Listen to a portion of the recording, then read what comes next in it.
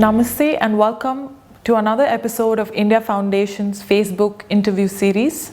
It is a joint initiative by us to identify and celebrate young women leaders in the field of cybersecurity.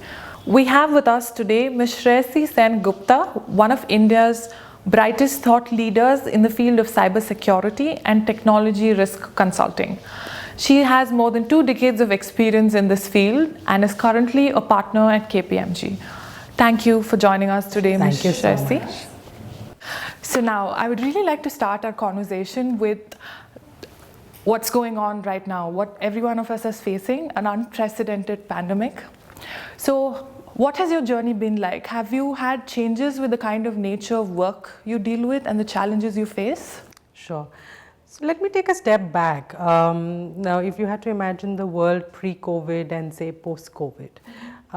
Post-COVID, you had your kirana shops going online, you had schools going online, people were working from home, there was a proliferation of digital technology being embraced by all the corporates.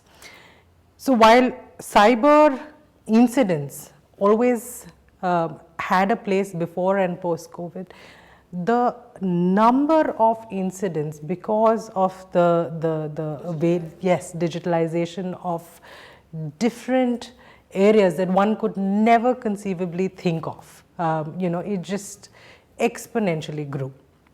So life became tough for cyber professionals because there was attacks at the speed of light, any vulnerability that was known or unknown were being exploited, and it continues to do so.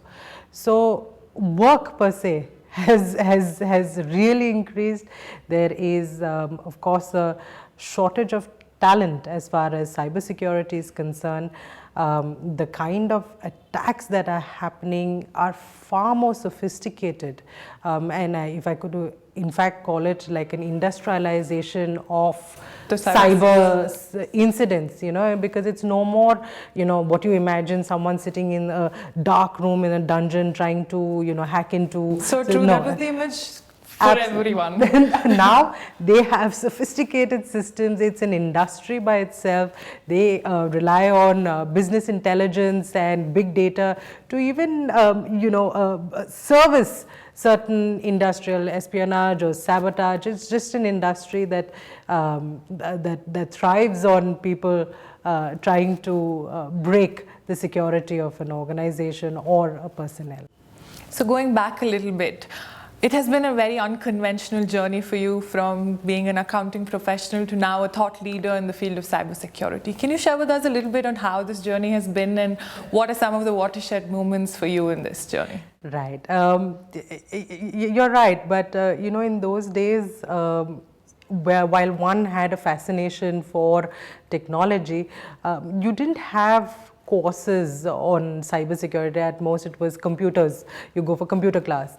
But slowly and surely during my time we saw all the bookkeeping moving into systems and into applications, and one's curiosity grew in the field of technology, and that's how I started. Like from a systems audit, I moved into technology audit, and then it went into technology risk. And mind you, I've been blessed to have great mentors and great friends like around surrounding me who nudged me in that direction. And it was a matter of interest. It was a matter of opportunity that was presented to me that actually helped me make that shift. Wonderful. So now, partner digital trust, a very fascinating thing to even think about. So what is this whole digital trust about? Can you explain a little bit about it? Absolutely. Now, as we had mentioned and we were talking about earlier, like, everything is digital now. From your food applications to your banking to schooling to learning, everything is now on a digital platform. Having said that, corporates are also digitalizing most of their work and transforming in a way that is making economies of scale, breaking through barriers, innovation, all of those has to be powered by a digital platform. The trust factor, like when you go into a bank, I mean the bank is supposed to exude the theme of trust, and that's where you put your monies. Now, seemingly, the digital platform can also present itself in ways which may not foster trust. So, we as a practice or in digital trust, we try to foster that by being proactive as far as security is concerned. Also looking at what could be the possible vulnerabilities. There is also a concept of zero trust, that you walk in to a place where you have zero trust in whatever network traffic comes into you. You need to prove the person's or the network's credentials before allowing them access into your organization. So what we do is foster that trust so that someone is willingly and happily and securely willing to do business with you. Very interesting. Yeah. Coming from a time, I'm sure not a lot of people have been experiencing internet from long ago, right, to time where some of us don't even remember some times when internet didn't prevail, right? To now it being everywhere. Absolutely. So how, being a professional in it, seeing through your professional journey, 2 years, 2 decades of this experience, how do you think internet has shaped our country in the last 2 decades?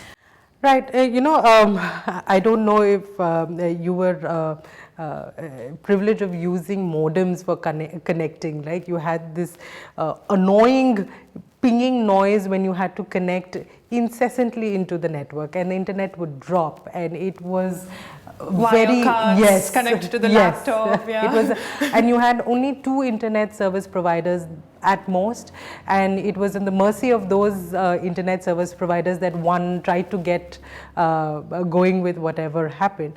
But I think from the modems to the routers to the now Wi-Fi, and everywhere you have Wi-Fi, you have free Wi-Fi, you have... it's become one of a precursor for people to even enter a place. Exactly. Do you have Wi-Fi before I even come to your cafe to have a coffee? Yes, absolutely. So you'd see, I mean, and everything, from your mobile devices to, suddenly if your network goes off, you feel incapacitated. Yeah. Your internet banking doesn't work, you're unable to process that transaction. Now with the whole every citizen having an online bank account? Yes, absolutely. And you also have now devices, your health monitoring devices, from your iPhone watch to wearables.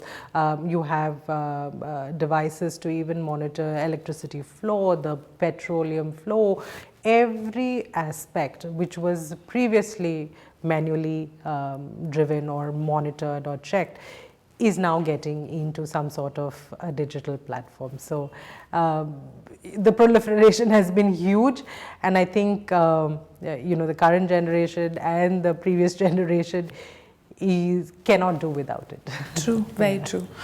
So as they say, along with the development and dependency, so do a lot of problems come. Absolutely. So where do you think now with post-COVID or pre-COVID, I feel a lot, let's say individuals in perspective, what are the cybersecurity threats individuals face? Now maybe children and senior citizens being a weaker target, what do you think are the challenges they face?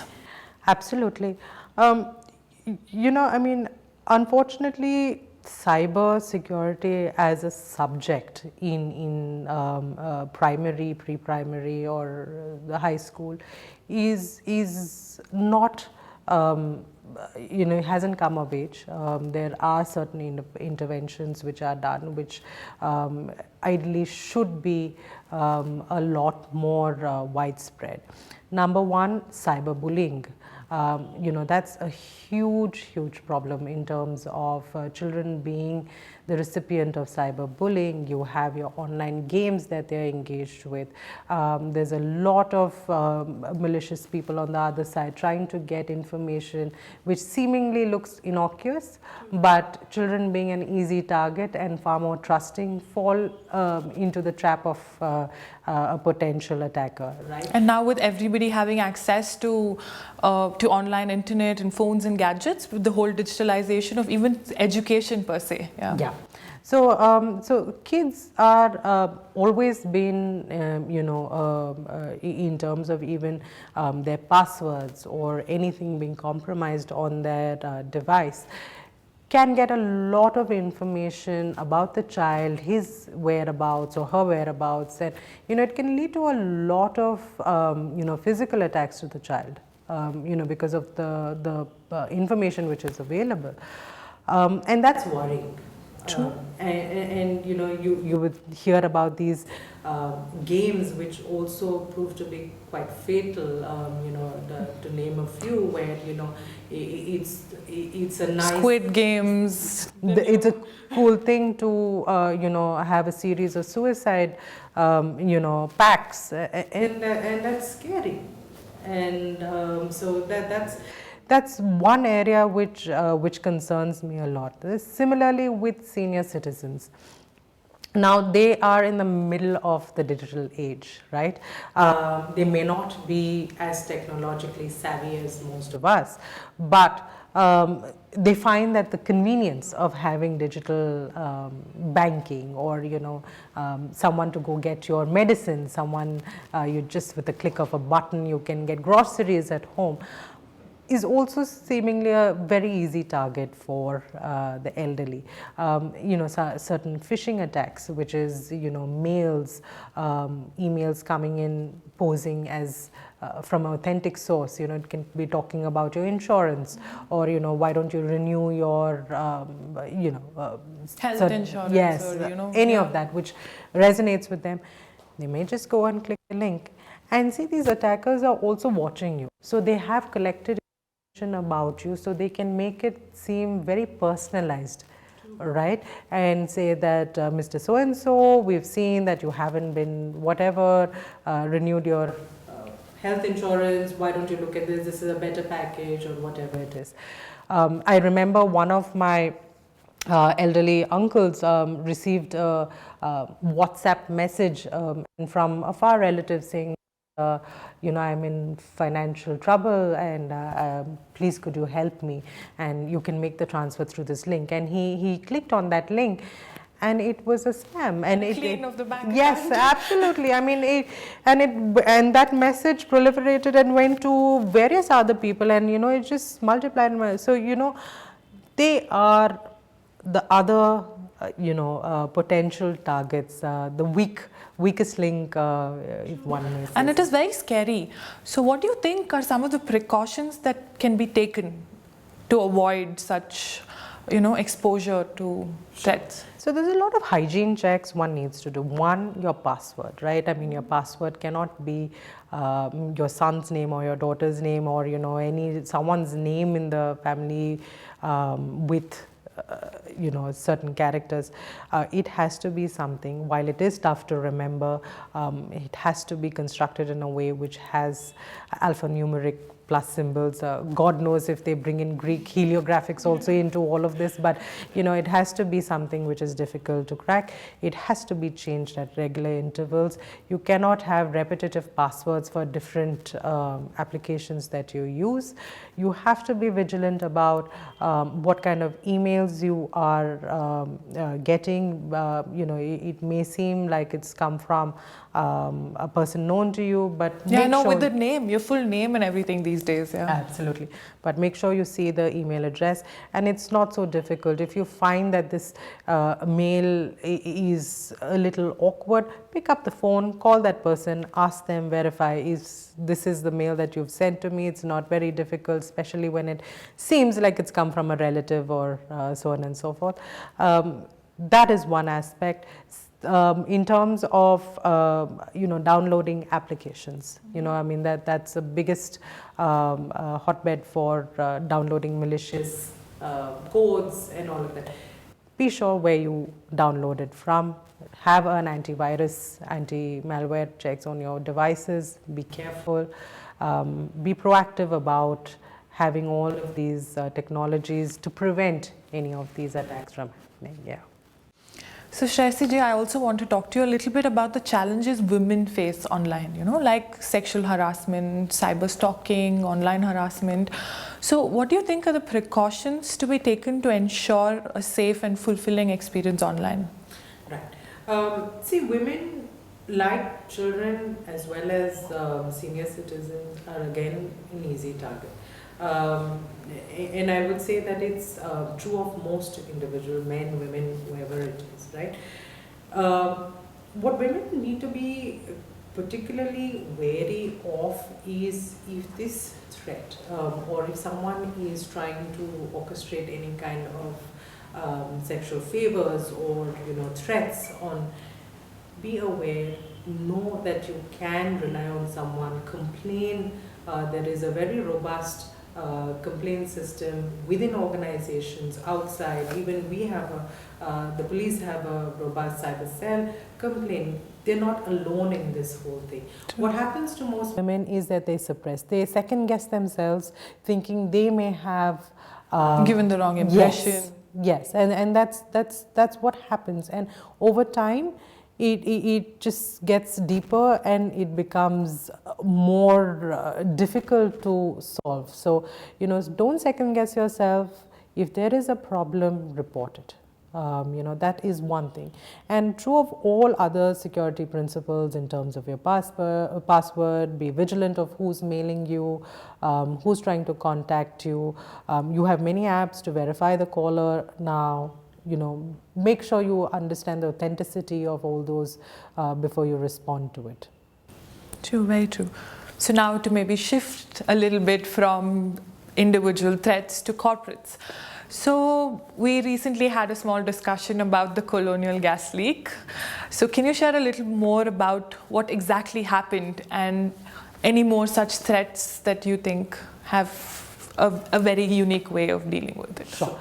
So in terms of the types of attacks, right now, let's understand for a moment the psyche of a hacker or a cyber criminal. It is for material gains. Two, they obviously get a lot of thrill out of and an adrenaline rush out of breakings, which seemingly is a fortress, so to speak, right? What has happened in the real world, where you would have kids or whoever near dear ones being kidnapped for a ransom, it's now moved to a different platform, which is your technology and web technology platforms, right? So what the hacker does is basically incapacitates you, makes you absolutely out of business in return for a ransom, and these are known as ransomware attacks. And the attacks are becoming more, and there is a huge reputational impact for the organization to then own up and say, I have been attacked. Yeah. And your data is not safe. Yes, not safe with us. So, to probably hush things up, or not to give the impression of the lack of trust, some people do give in to the ransomware attacks, and then your systems are freed. But the basic fundamental principle is that if there is a vulnerability, it will be exploited, right? So yes, so in terms of corporates and the types of attacks, now you would have heard that the cloud, everything is moving to the cloud, right? Yeah. There are several attack and threat actors in the cloud, be it on any platform that you want to embark on. The fact that we all were working from home brought in its own challenges, because some of us didn't have laptops. We used our own devices to connect to the corporate network, and you have obviously the younger lot who are working for you, they all live in shared accommodation and using the same Wi-Fi. You have different competing firms probably working next to each other. You have information being shared. You have people who can penetrate through the Wi-Fi Wi-Fi network, if it's unsecure. So there are many forms, and wherever you can think of that there is a hole, it will be penetrated.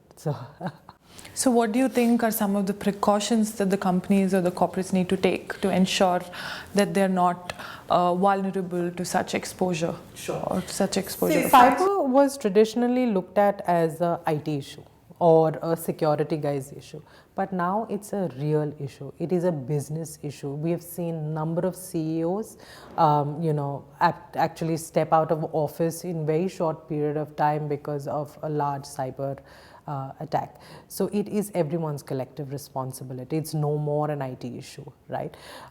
Business users, while they say that, we are not from IT, it is your fundamental right and responsibility to make sure that you behave in an appropriate manner.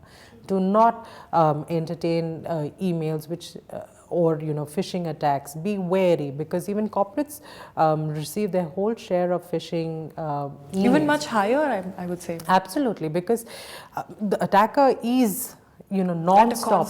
Yes, it's non-stop trying to get into your space. So one needs to be wary of all of these phishing attacks. You cannot fall prey to something which you could have prevented if you were more watchful of what it was, right? And again, the same principles of having right technology in terms of a firewall, your IPS, your endpoint security, encryption, your traffic. There are a lot of things that the organizations are now investing in, that we're seeing in terms of securing their workspace. Yeah, so finally, as a women leader in the Big Four, a partner, so what is that advice you'd want to give to young women professionals who would want to follow in your footsteps? Right, I've never looked at it that way now that you've said so. Truly for me, diversity is a means, right? But if you have fire in your belly and you really want to get to a certain position, you will push for it. Of course, I've been blessed to have great support of my family. I've been blessed to have great mentors and bosses who I've worked with, without whom I wouldn't have been here. But as women, I think there are points in life where you want to reconsider what you want to do in life, right? In terms of, do you want to continue with a career? Do you want to do something alternative? Basic principle is keep yourself occupied, right? I mean, do something, absolutely. Even it's for monetary, non-monetary things. I've never looked at it as, a partner in a Big Four. I mean, for me, it's come with, like I said, I was very ambitious, wanted to get to a particular place. I had a goal in mind and I worked very hard towards it. Right, so but it all comes from within, and no matter what other barricades and obstacles you have in your path, you'll do it. Where there's a will, there's a way. Very rightly said. So, Shreyasi, what do you think is the role of governments and civil societies in securing the digital life of individuals and corporates? Absolutely. Government plays a very, very important role. One, in the policy implementation, right? In India, where we have over 1 billion population, you have that much more information and data about an individual. So privacy law, which is right now a bill, and that is something that can be enforced very well in terms of managing persons' private information. Government is also very important in terms of setting the rules of the games as far as industries is concerned. If you see the banking industry, they have a lot of security norms that they need to follow as far as cyber security is concerned. Similarly, for various other industries, they have to make it, certain policies for them as minimum guidelines, industry specific minimum guidelines to follow, to have, in terms of managing and maintaining that environment. The second is the government is very key in disseminating information and awareness amongst people, right? I mean, that's a very key messaging. You've seen during COVID the kind of messaging that happened on the vaccination, the benefits, and we had caller tunes, we had, you know, various means of communication in terms of getting this across. So it's a very powerful mechanism, if even in transmitting that information to people that is out of reach in normal world. So I think government plays a very important role in that. 3, in terms of the protection, I believe now we do have we have cyber cells, we have police who are law enforcers who are specialized in cyber crimes, we have lawyers who are specialized in cyber law. You know, there are many aspects that are coming up. So I think the whole new support, redressal mechanisms absolutely, with the new intermediary guidelines. Absolutely, and the whole infrastructure around it is very important. Now everything in the government as well, even from applying for your pension fund or to your PVF, everything has gone online, and they are the bastions of holding this together in terms of a secure infrastructure. So definitely plays an important role. Thank you. So it has been a really eye-opening and a thought-provoking conversation with you. Thank you again for joining us for this India Foundation and Facebook interview series. Thank you so much. Thank you for having me.